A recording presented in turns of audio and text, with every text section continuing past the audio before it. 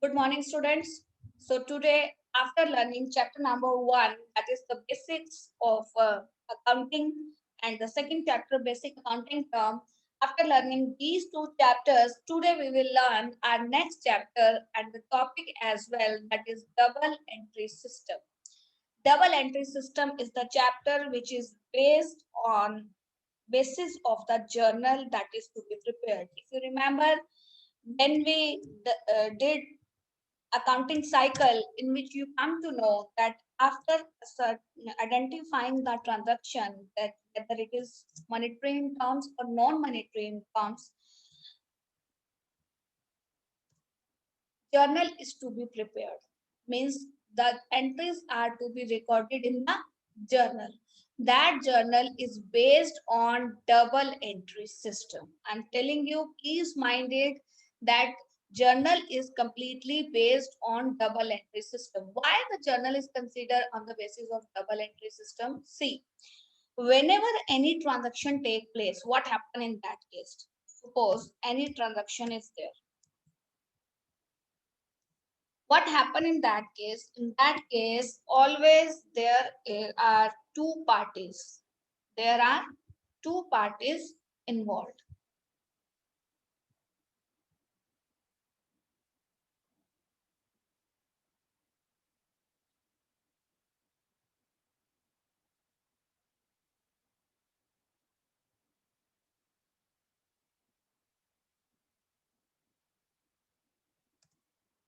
Two parties are there. What are these two parties? These two parties are, one is giver and another is taker.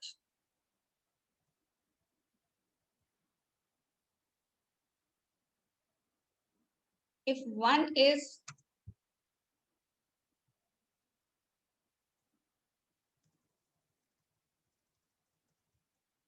buyer, another will be seller. Will do so. So giver and taker is there, buyer and seller is there. If one is debtor,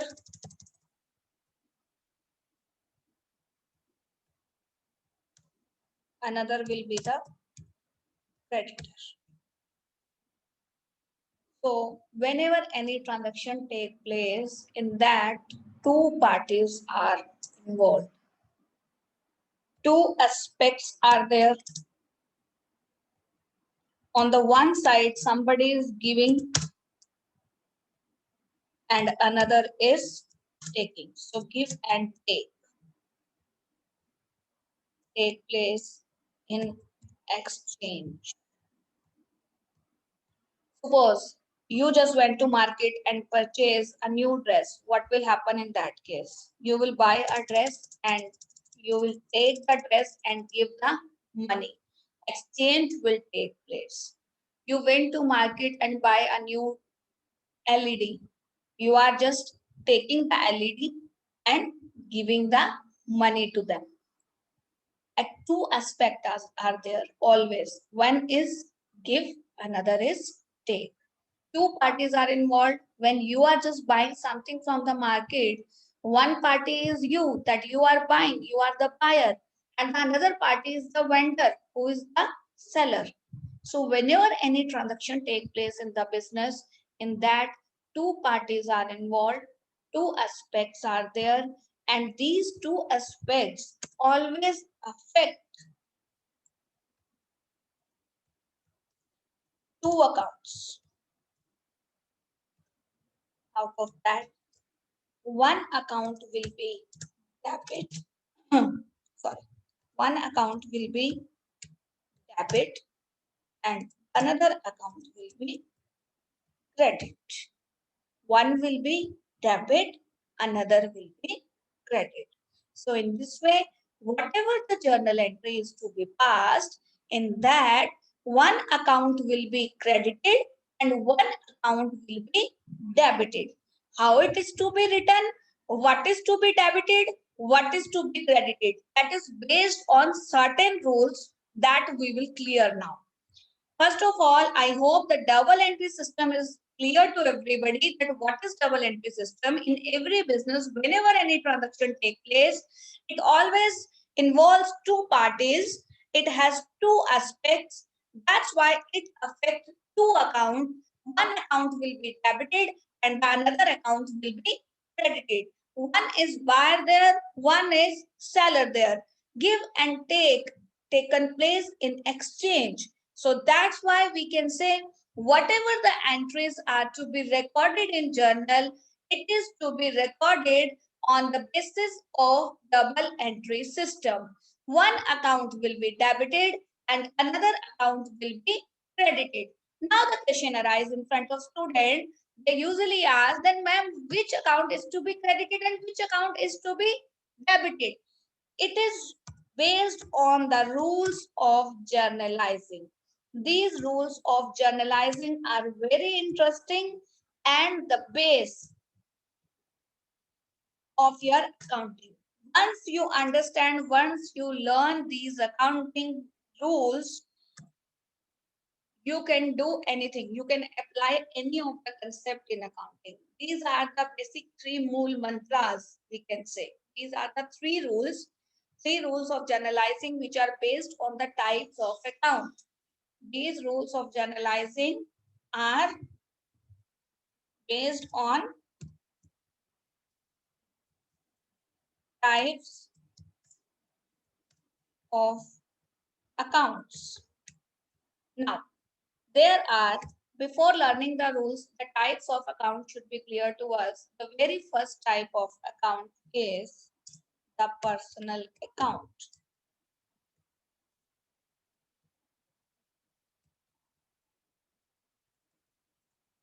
The second one is our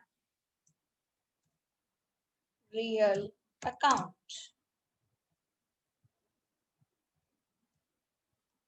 The third one is our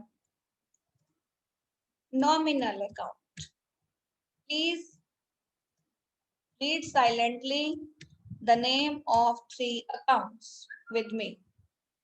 Personal account, real account, nominal account. Personal account are the account of an individual or a firm.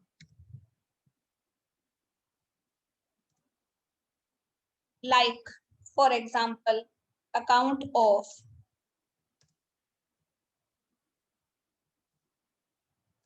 Ram, Mohan,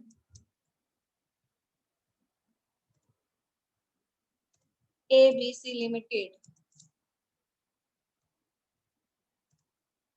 Bank account of an entrepreneur means the current account of any firm.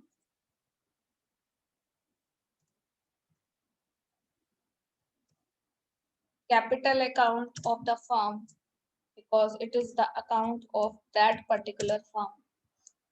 So, sorry, bank account of the firm, etc. These are the different personal account. Real account are the account of the assets of the business.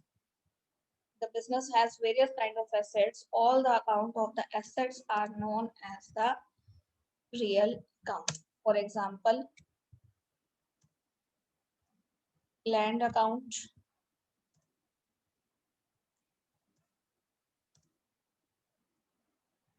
building account,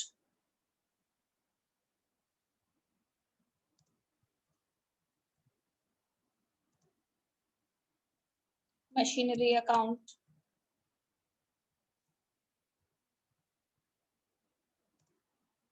stock account,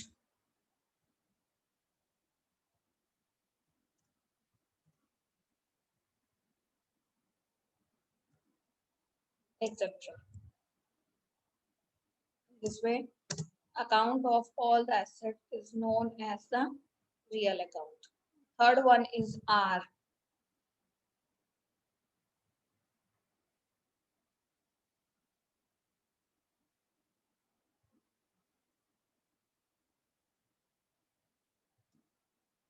Nominal account.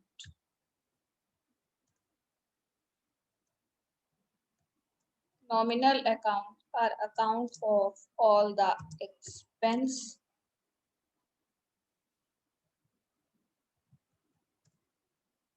and income account.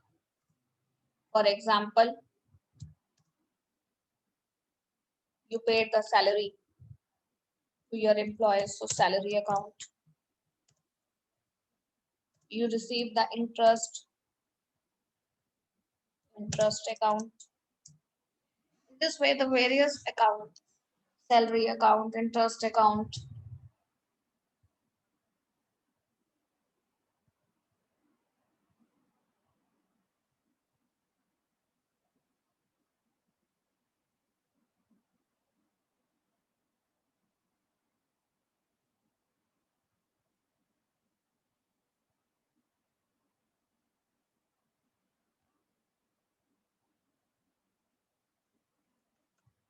commission received, interest received, anything that is received or paid, that is known as nominal account. I hope the type of account is clear to everybody. If you have any doubt, please note it down your query in your notebook, and then I'll explain you in the query session. First, what we have done, it is a personal account, means account of an individual or the firm, that is account of Ram, Mohan, any ABC limited bank account, debtor account, creditor account, etc. Real account, the account of the assets of the business, like the land account, building account, machinery account, stock account, goodwill account, furniture account. All the expense and the incomes account is known as the nominal account. Now, what is the rule? The rule applicable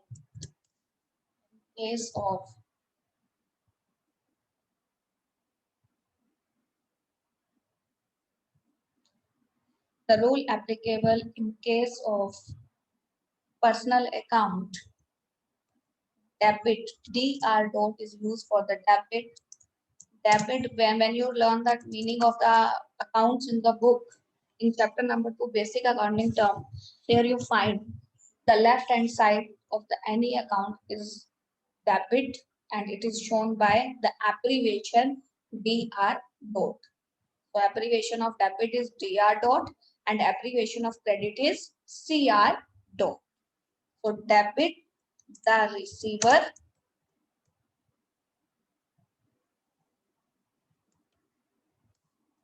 credit, the giver. Debit the receiver, credit the giver.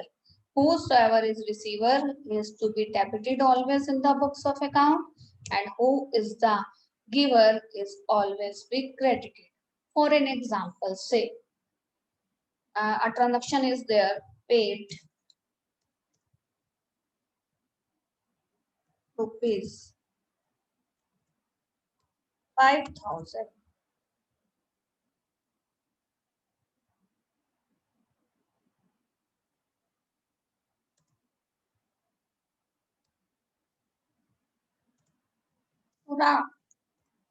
Now it's your business and you are just doing the transaction in the business.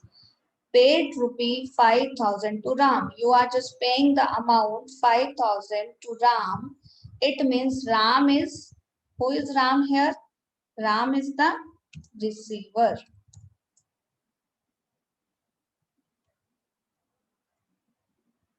Ram is receiver here. And from your business, cash is going out.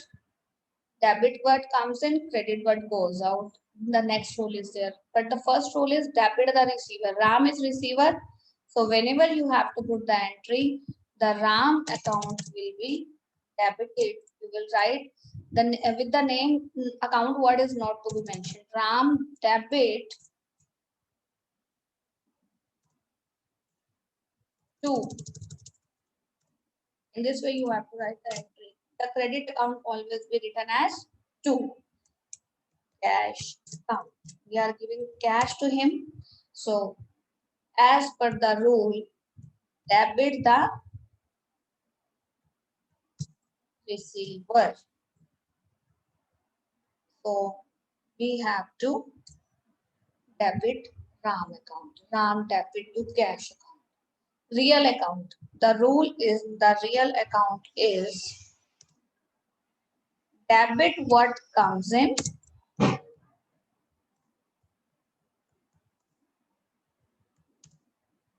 credit what goes out.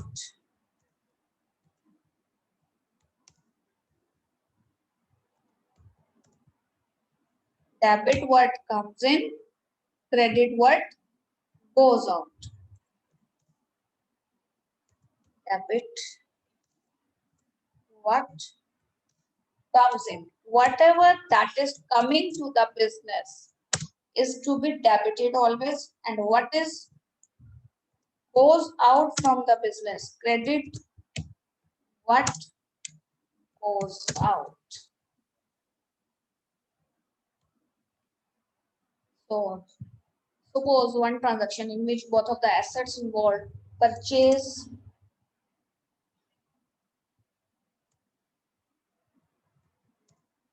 furniture rupees 20,000. Now what you will do? Your business is purchasing the furniture of rupees 20,000. Furniture is coming to your business. Debit what comes in for cash. It means cash is going out of the business. What is coming to the business?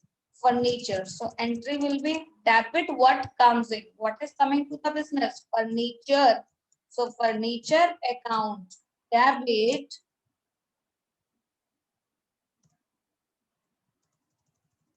to credit what goes out. And what is going out of the business? That is cash. So the entry will become credit what goes out. That will be our cash. And debit what it will be? Debit what comes in. What is coming to the business is known as debit. The last is the nominal account, and rule for the nominal account is debit all expenses